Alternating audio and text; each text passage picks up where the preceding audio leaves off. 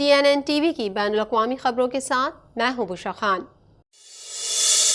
Olivia चाउ ने Toronto के mayor की हैसियत से बाज़ाब्ता तौर पर अपना ओहदा संभाल लिया है। उन्होंने टोरंटो के 66वें मेयर की हैसियत से हलफ उठाया था, जो सिटी हॉल में एक नए दौर की शुरुआत कर रहा था।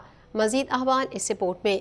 ओलिविया चाउ ने टोरंटो के मेयर की हैसियत से बाज़ाब्ता तौर पर अपना ओहदा संभाल लिया है। उन्होंने बुध के रोज़ टोरंटो के 66वें मेयर की हैसियत से हलफ लिया था, जो सिटी हॉल में एक नए दौर की शुरुआत कर रहा था। 66 साला खातून ने कनाडा के सबसे ज्यादा आबादी वाले शहर की रहनुमाई की है और उसने ज्यादा निगहदाश्त और सस्ती शहर कहने का वादा किया है। उन्होंने एलामिये पर दस्तखत करने के बाद कहा, आइए एक टोरंटो बनाएं जो ज्यादा सस्ता, महफूज और देखभाल करने वाला शहर हो, जहां हर एक का ताल्लुक है।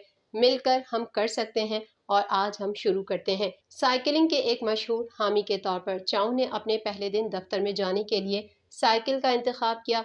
साइकिल टोरंटो ने अपने इफ्तिताही दिन को निशानजद करने के लिए सिटी हॉल में ग्रुप मोटरसाइकिल सवारी की मेजबानी की। ओलिविया चाउ मुख्तसर सवारी में शामिल होकर इस ग्रुप को मुख्तसर तौर पर मुखातिब किया। उन्होंने वाज़ेह तौर पर कहा कि लोग तब्दीली चाहते हैं। NDP के साबिक रुकन पार्लियामेंट और माजी के सिटी काउंसिलर चाउ ने 101 दीगर उम्मीदवारों को शिकस्त देकर जॉन टोरी की जगह लेने के लिए पिछले महीने मेयर के ज़मनी इंतखाब में कामयाबी हासिल की। उनकी फतह ने एक दहाई के दौरान पहली बार टोरंटो की अव्वलीन मुलाजमत में तरक्की पसंद को आगे बढ़ाया। ये एक ऐसे वक्त में भी आता है जब टोरंटो को दबाव वाले मसाइल का सामना करना पड़ता है, जिसमें इस साल के बजट में तकरीबन $1 बिलियन की कमी भी शामिल है, जो ट्रांजिट महसूलात में कमी और पनाह के अखराजात में इजाफा करके बड़े हिस्से में कार फरमा है। ओलिविया चाउ ने मकामी हुकूमत को मौशरती रिहाइश की तामीर के कारोबार में वापस लाने और सस्ती यूनिट्स के हुसूल और उनके तहफ़्फ़ुज़ के लिए लाखों खर्च करने का वादा किया है। उन्होंने कहा कि हम रिहाइश के बहरान से निमटने के जरिए शुरू कर सकते हैं और इसका आगाज कर सकते हैं। हम कर सकते हैं और इसलिए लाजमी है कि मसाइब हकीकी है। नई मेयर ने कहा है कि वो अगस्त में एग्जीक्यूटिव कमेटी के खुसूसी इजलास से मुतालबा करेंगी ताकि शहर के तवील मुद्दती मालियाती मंसूबे समेत दबाने वाले मामलात पर तबादला ख्याल किया जा सके। शहर का रिहायशी बहरान और बेघर अफराद का सामना करने वाले लोगों के रिकॉर्ड की सतह चाउ की मुद्दत की जांच करने के लिए तैयार है। एनवायरनमेंट कनाडा ने जुनूब मगरबी ऑन्टेरियो के कुछ हिस्सों के लिए टोर्नाडो वॉचेस जारी की हैं। मजीद जानेंगे इस रिपोर्ट में।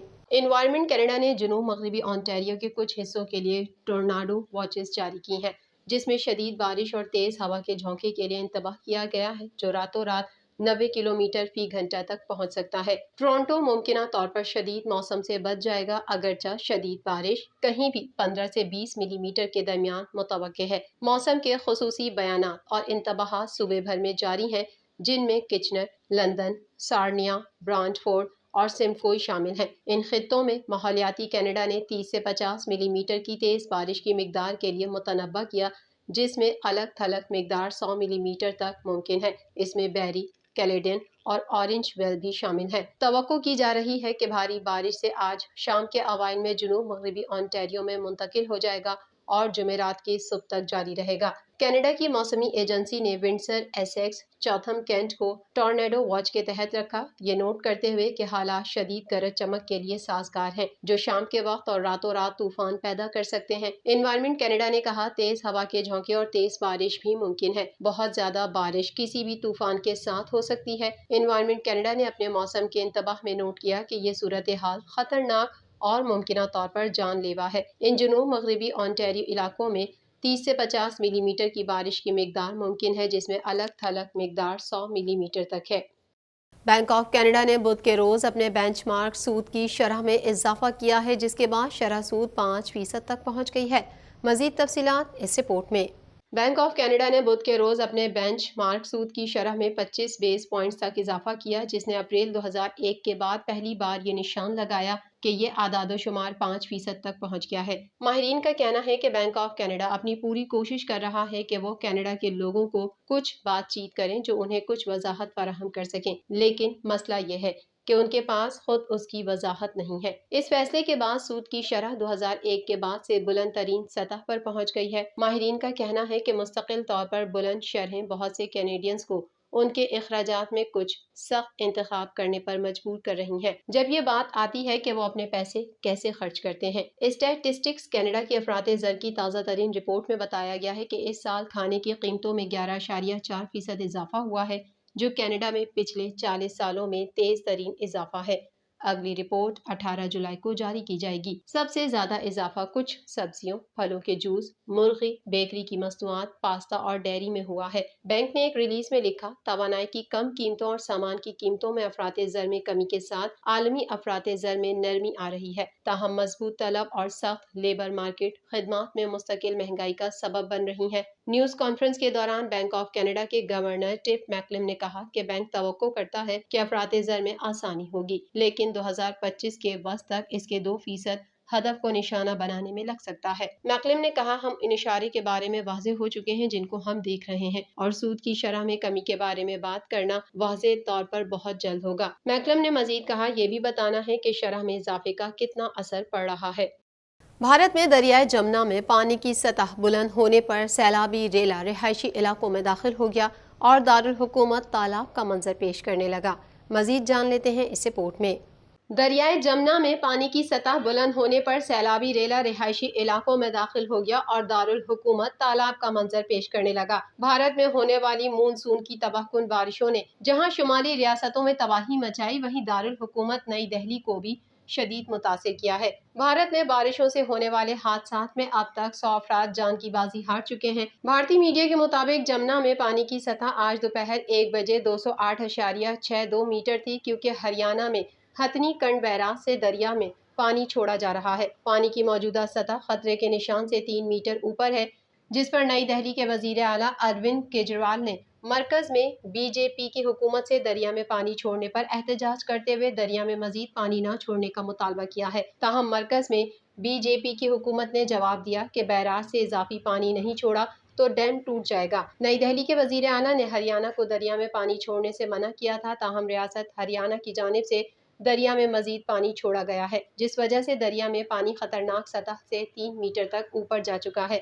یاد رہے کہ نئی دہلی کے اس بار ہونے والے بلدیاتی انتخابات میں عام آدمی پارٹی نے بی جے پی کی 15 سالہ حکمرانی کو پچھاڑ دیا تھا۔ شاید یہی وجہ ہے کہ مودی سرکار اپنی بدترین شکست کا بدلہ سیلابی پانی دہلی میں چھوڑ کر لے رہی ہے۔ سیلابی پانی نئی دہلی کے وزیر اعلیٰ اروند کیجریوال اور اسمبلی ہال سے صرف 350 میٹر کی دوری پر ہے۔ بھارتی دارالحکومت میں معمولات زندگی ٹھپ ہو کر رہ گئی ہے۔ دوسری جانب ریاست ہماچل پردیش میں مزید بارشوں کی وجہ سے ہریانہ بیراج بپھر گیا۔ مونسون بارشوں نے پہاڑی ریاست میں بڑے پیمانے پر تباہی مچا دی، کئی گھر گر گئے اور پل بہہ گئے۔ دہلی حکومت نے ہنگامی صورتحال پر تمام اسکولوں سمیت سرکاری اور نیم سرکاری اداروں کو بھی بند رکھنے کی ہدایت کی ہے، جبکہ ریسکیو اہلکار شہریوں کو محفوظ مقامات پر منتقل کر رہے ہیں۔ دوسری جانب نئی دہلی میں سیلابی صورتحال کے باعث پینے کے پانی کے پلانٹس بند ہونے کی وجہ سے پانی کی بھی قلت ہے۔ واضح رہے کہ رواں سیزن میں دہلی میں دہائیوں کی سب سے زیادہ مون سون بارش ہوئی ہے۔ مغربی ممالک کے عسکری اتحاد نیٹو کے سربراہی اجلاس میں روس کی مسلط کردہ جنگ کو جھیلنے والے یوکرین کی رکنیت سے متعلق کوئی پیش رفت نہ ہو سکی۔ مزید تفصیلات اس رپورٹ میں۔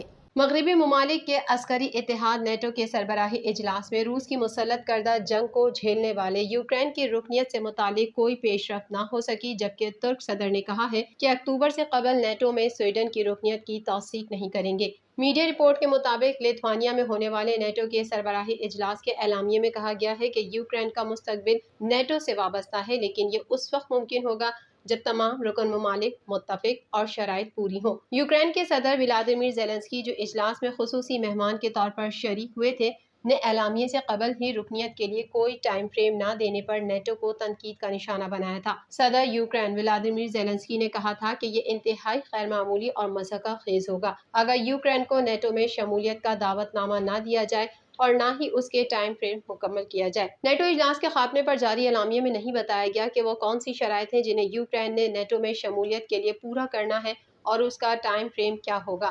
تاہم نیٹو ممالک نے یوکرین کی عسکری مدد کے عزم کا اظہار کیا۔ دوسری جانب ترکیہ کے صدر رجب طیب اردگان نے کہا ہے کہ ترکیہ کم از کم اکتوبر سے پہلے نارتھ اٹلانٹک ٹریٹی آرگنائزیشن میں سویڈن کی رکنیت کی توثیق نہ کر سکے گا، کیونکہ اس سے پہلے پارلیمنٹ کا اجلاس نہیں ہوگا۔ اردگان نے مزید کہا کہ جب پارلیمنٹ اپنا اجلاس دوبارہ شروع کرے گی، مجھے لگتا ہے کہ اسپیکر اس مسئلے کو ترجیح دینے پر راضی ہو جائے گا۔ بعض مغربی رہنماؤں نے امید ظاہر کی تھی کہ ترکیہ آنے والے ہفتوں میں توثیق کا عمل مکمل کر لے گا۔ ترک صدر نے کہا کہ ہمارے پاس 2 ماہ کی پارلیمانی چھٹی ہے۔ اکتوبر میں ارکان پارلیمنٹ کے واپس آنے کے بعد بہت سی قانون سازی کی تجاویز پر بحث کی جائے گی۔ انہوں نے مزید کہا کہ بہت سے بین الاقوامی معاہدے اور بہت سی قانون سازی کی تجاویز ہیں جن پر بات کرنے کی ضرورت ہے۔